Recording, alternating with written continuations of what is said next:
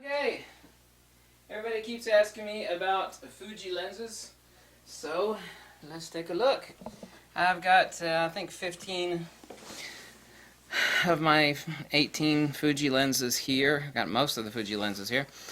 A lot of people have been asking about Fuji lenses because they just switched over, or they just acquired a Fuji XT2 because it's blazing fast and it's just kind of like a game setter.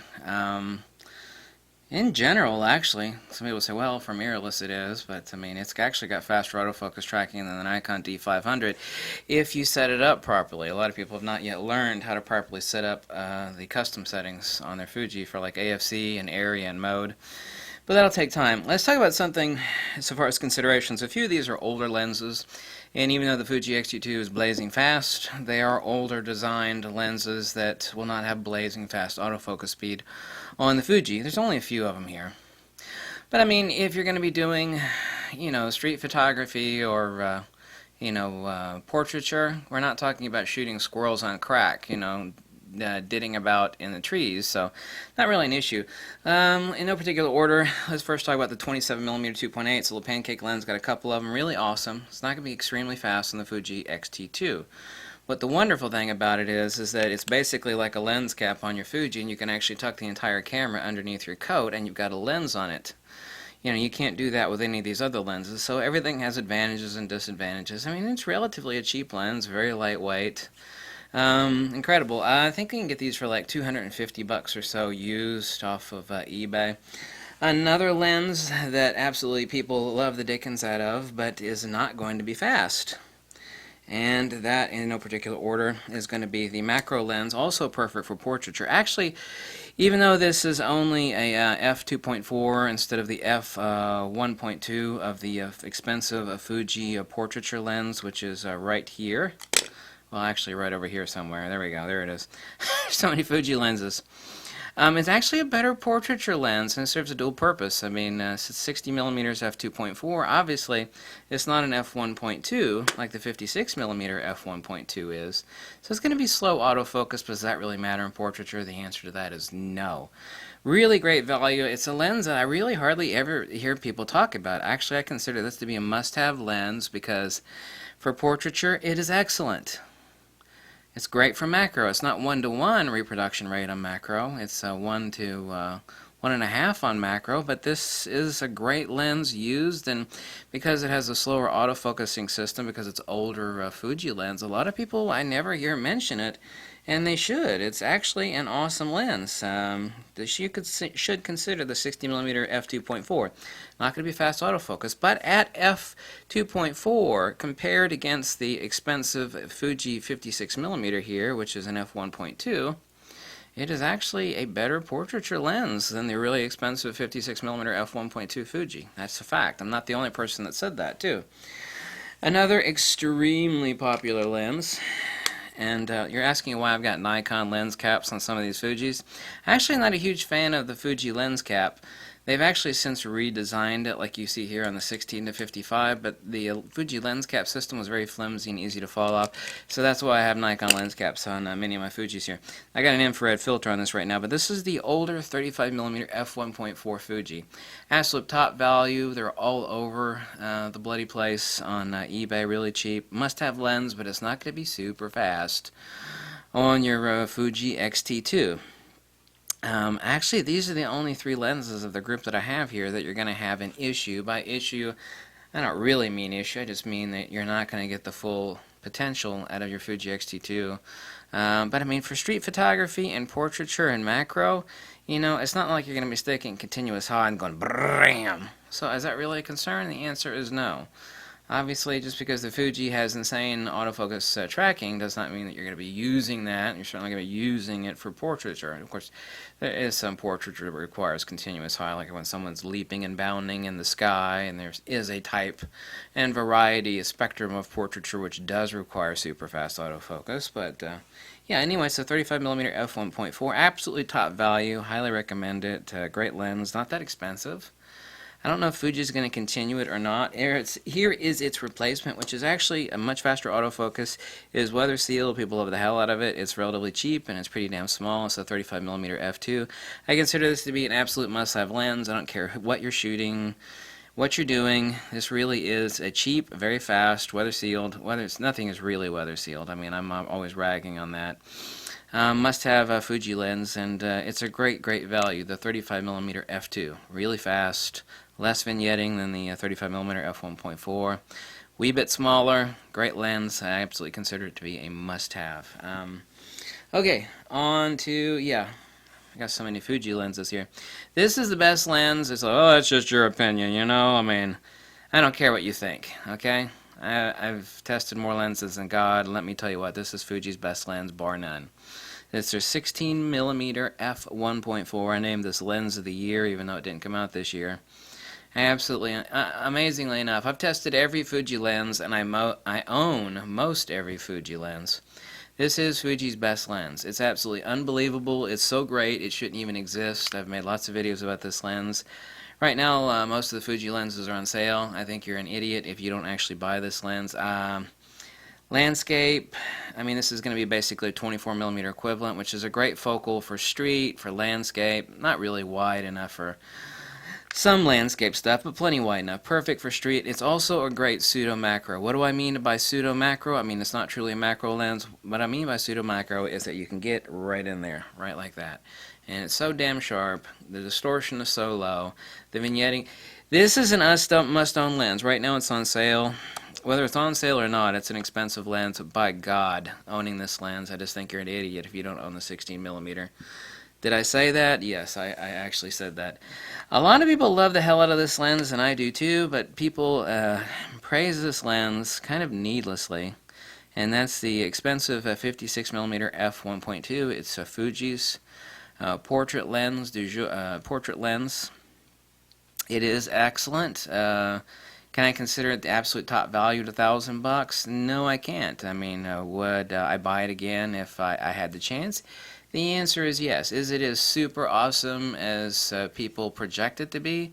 Yes and no. It is really awesome. Better than this would be unfortunately they just discontinued it. The morons at Voigtlander would be an adapted Voigtlander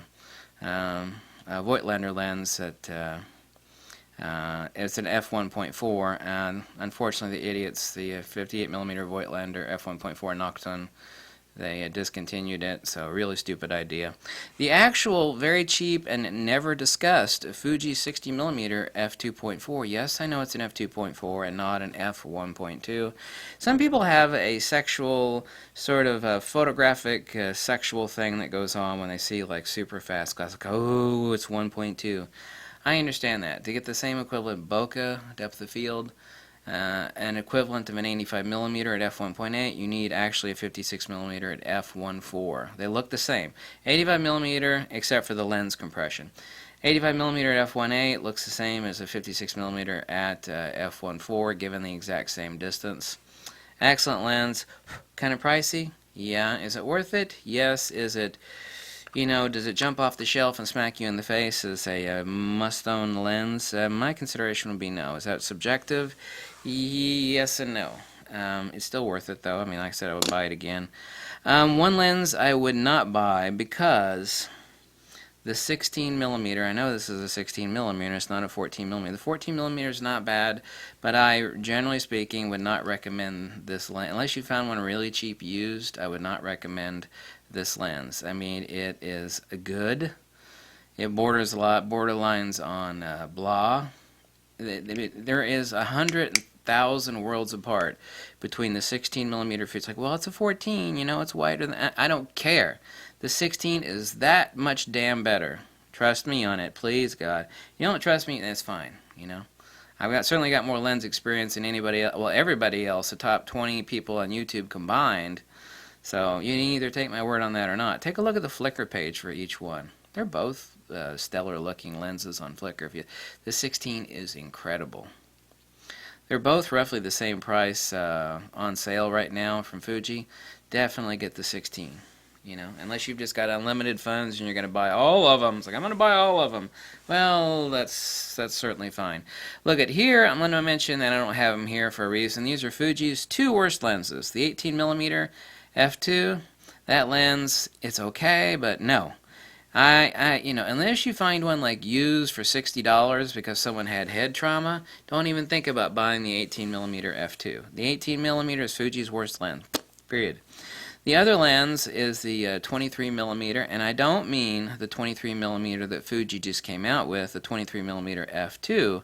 I'm talking about the original 23mm f1.4. That's Fuji's second worst lens. Absolutely not, no way, no bueno. I've heard plenty of reports back about the new 23mm being awesome. It's basically going to be the same thing as the 35mm f2 was to the old 35mm f1.4. Big improvement, smaller, faster, boom, boom, boom. So absolutely no dice to the 18mm Fuji lens nor the 23mm Fuji lens. A lens that I've absolutely fallen in love with, so much so now that I have two copies of. It does telescope out really far.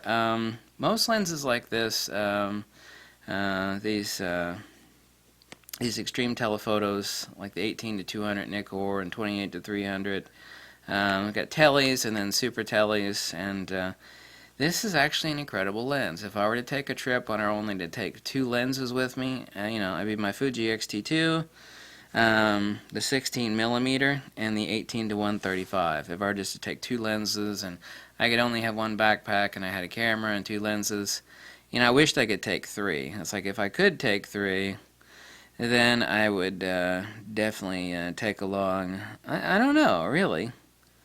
I still think it would be the 18-135 and the 16mm Fuji.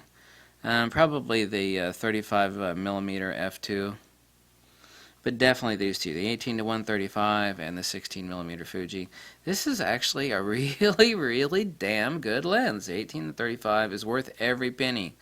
Most people can't design a super tele like this. It's usually vignetting at both ends, and you have distortion issues galore, and it's basically a do-it-all lens that ultimately doesn't do anything very well. It's kind of like the more focal range you try to include in a lens, the worse it ends up being ultimately, and that's not the case with this one. Once again, in no particular order, this is definitely the best value for your tele. I've confused some people because I've talked about this lens versus the 50-140. This is a lot smaller. This is a lot more compact. This is a lot lighter weight.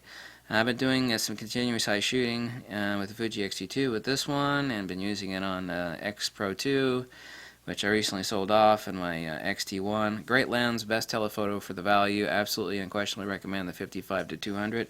The what is it? The 50-230. Don't recommend it. Not as good. Not the 50-230, which is a kit lens, but rather the 55-200 Fuji. This is a tough choice, because people ask me this question all the time. This is a must-own lens, really, also, especially if you're doing landscapes. It's a 10-24 f4 Fuji. Not a cheap lens. People say, like, well, you said the 16mm is the best Fuji lens. This is the catch-22 situation. Obviously, this is more utilitarian. Okay? Well, obviously, it's a 10-24 f4. It's not as fast as the Fuji 16mm f1.4. So here you have a lens that is a lot more utilitarian. You got 10-24. Pretty damn useful, right? Yeah, but here you absolutely have the best damn Fuji lens that Fuji has out in their line. So what do you trade? The absolute best lens that's a prime, or a lens that is more utilitarian useful? Broad spectrum. I mean, that's a question that no one's going to answer for you. I can't answer for you. It's subjective. Really, the answer is both or either one. It's one of those unanswerable questions. You know, who do you love better, your mother or your father? Some people know the answer to that question right off, but you kind of get what I'm pointing at here. Here's a lens that is basically crapped on by everybody, and they shouldn't be because they're idiots. People that actually know Fuji lenses. See, kit lenses usually suck. By Canon and Nikon. Some kit lenses are okay. This lens is actually really damn good. And what's so awesome about this lens is because there's a crap load of them really cheap on eBay. That's the 18-55 Fuji. I've got a couple of these. It's a variable aperture from f2.8 to f4. f4 at the far end at 55mm. It's lightweight. It's damn fast on the Fuji XT2. This kit lens is the tits. People say, well, it's a kit lens. There's a lot of them. Buy one used for like $280 on eBay. Get one if you don't have it. It's worth every penny. Yes, this is an absolute, unquestionable must-own Fuji lens. Here are a couple of the expensive suckers. Right now, this one's on sale, I think, for $1,000. This is basically the big brother to the 18 to 55, and this is the 16 to 55. Constant aperture f2.8, does not have optical image stabilization. Does not. It's a big fat honking beast of a lens. I was always kind of irritated when I got this lens that there's this tiniest little speck, which I know will never affect any photo. It's like, well, there's a little speck in there. No big deal. It's impossible to actually build any lens where once it's built, even under clean room conditions, where a little speck of something doesn't jump in there. I was joking about that. Anyway, the 16 to 55 f2.8, is it worth $1,000? It's a heavy, big honking sucker. Does not have optical image stabilization. Is it really great? Yes, it is. Is it worth what it costs? If you're on a budget, I would absolutely say no. I would say get the 18 to 55 because you can find these all day long used for like $270. You ain't gonna find any killer deals. You're not gonna find any killer deals on the 1655 2.8. You're just not. Right now it's on sale for right at $1,000, I believe. Is it worth having? Yes, it's very nice. It's also very heavy. It doesn't have optical image stabilization. The value relative to the 18 to 55, it's just not there. Why do I have it? Yes, I love it. Is it great? Yes, it's perfect. Is it the best value or the best deal? No, it's certainly not. One lens that everybody keeps asking about, that's the 90mm Fuji lens. I said, why don't you have the 90mm Fuji lens? 90mm f2. It's a wonderful prime lens. Why don't I have it? I don't know. I mean, I may eventually get it at some point. I've used it a few times. I think it's actually a great lens. What about the 90mm? What about the 90mm? Honestly, the lens that I'm waiting for is the lens that they're going to come out in like April of next year, and that's going to be the 80mm f2.8 with the optical image stabilization, which is going to be a full 1-to-1 macro. It'll be excellent for portraiture, excellent for macro work. It'll just be awesome. I know it will be. So that's actually the lens that I'm waiting for. The 90mm is perfectly fine. The reason I don't have it is because it does not fill a need in my heart that says, like, you should own this lens. Another person that's a hardcore Fuji shooter, he basically kind of said the same thing. This is his favorite lens to do portraiture with. This is basically like the 70 to 200 2.8 equivalent. This is the 50 to 140mm f2.8 Fuji lens. Rather expensive, rather big, rather nice. Does have optical image stabilization. Oh my god. Yes, love it to death. Love it to death. Does it make a clunking sound? Yes. People would say, what's that clunking sound? Is it broken? No, that's a free-floating optical image stabilization element. Very well made. Made in Japan. It's one of Fuji's red badge lenses, which doesn't mean anything. They put a little red badge on there. It just means it's one of their premier lenses, and yes, it is made in Japan. I forget where it says that there. There it is. Made in Japan. Removable rear collar mount, so you could remove this. It's not that heavy. Well, it's a lot heavier than the rest of these Fujis are, but I mean, ultimately it's not. Why don't I own the 100 to 400mm? Why not? People say, why don't you own... By the way, this is internally focused, so there's not going to be any zooming on this lens when you roll back between 50mm to 140. Is this a must-own lens? If you're going to do any wedding shoots or portraiture, I absolutely, even though this is expensive, right now it's on sale, I actually do consider this to be a must-own Fuji lens. I do indeed. It's like, is it that much better than wherever it is amongst all these Fuji lenses? The 55 to 200, for autofocus speed, it is. Yes. Is it a better lens in general? Yes, it is. They both have optical image stabilization. Yes, indeed they do. They're both made in Japan. Yes, indeed they are. Which is a better value? Unquestionably, the 55 to 200 is. Is a constant 2.8 aperture really, really nice on this lens? Is this lens really nice? Yes, it is. Is it worth its asking price? Relative to another 70 to 200mm f2.8, which this is actually an extremely nice value. It's a lot better construction than Canon or Nikon for a lot more money, meaning this is cheaper than their version. So that's the rundown of the Fuji lenses. Like I said, the only slow lenses you're going to encounter. And like I said, you know, not everything has to be shooting a squirrel on a crack in the tree, right? It's like, I'm going to stick my X-T2 the fastest I can. Bam! You know, I mean, photography doesn't change even if you have a faster camera, right? So, you know, portraiture, You know, a nice Pancake lens for street, it doesn't have to be blazing, blazing, blazing fast like the rest of these. So these are the slower lenses like the 27mm Pancake, the 35mm f1.4. This lens is really highly underrated. There's quite a few of these used. People really are, let me just flat out say it, people are stupid not to consider this lens because it is a better portrait lens. Yeah, I know it's f2.4 instead of f1.2, but it is